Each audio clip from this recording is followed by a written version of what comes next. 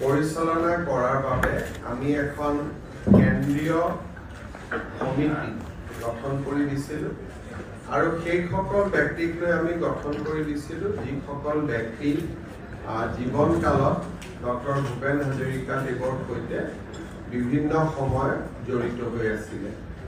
আজি ভূপেন হাজৰিকাৰ পুত্ৰ তেজ হাজৰিকা, তেওঁৰ নাতি চেজ হাজৰিকা আৰু তেখেতৰ ভাতৃ সমৰ হাজৰিকা, ভাতৃ বোৱাৰী মনীষা হাজৰিকাক আদি কৰি পৰিয়াল আৰু তেখেতৰ সান্নিধ্য লাভ কৰা কেইবাগৰাকীও ব্যক্তি এই শতবাৰ্ষিকী অনুষ্ঠানৰ সদস্য হিচাপে উপস্থিত আছিলে আৰু সকলোৱে বিভিন্ন ধৰণৰ পৰামৰ্শৰে আজিৰ সভাখন সমৃদ্ধ কৰি তোলে।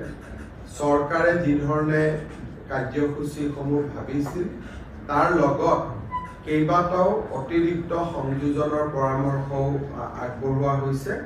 আমি গোটেই পৰামৰ্শসমূহ আকৌ এবাৰ চালি জাৰি চাম আৰু তেখেতসকলৰ পৰামৰ্শসমূহো সন্নিবিষ্ট কৰি আমি আগবাঢ়িবলৈ প্ৰচেষ্টা কৰিম।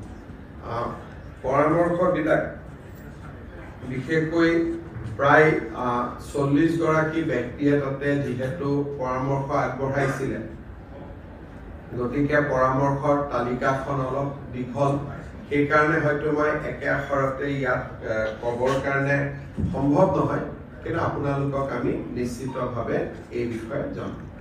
গতিকে আজিলৈ এইখিনিয়ে, পিছত আপোনালোক সময়ে সময়ে চেণ্টিনাৰীৰ বিষয়ে আপোনালোকক জনাই হ'ব।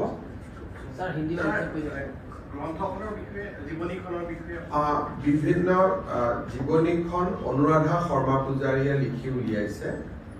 তাক আমি পিয়াৰ ৰিভিউ বুলি যাক কয়, আৰু এবাৰ আমি তাক পৰীক্ষা কৰোৱাম আৰু ভাৰতৰ 23টা ভাষাত ভূপেন হাজৰিকাদেৱৰ এই গ্ৰন্থখন অনুবাদ হ'ব আৰু প্ৰায় 4 লাখতকৈও অধিক কলেজ, মহাবিদ্যালয়, লাইব্ৰেৰী, চৰকাৰী কাৰ্যালয়, বিভিন্ন ঠাইত আমি ইয়াক পঠিয়াম আৰু তাৰ লগতে অসমতো আমি 10 লাখ লোকলৈ আমি পঠিয়াবলৈ চেষ্টা কৰিম। Today we have conducted the first meeting of Dr. Bhupen Hazarika Birth Centenary. Honorable Prime Minister Sri Narendra Modi will inaugurate the Birth Centenary, and we will have several functions during the year.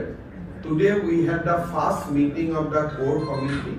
We received many valuable suggestions, and definitely we are going to incorporate all the practical suggestions in the Birth Centenary calendar.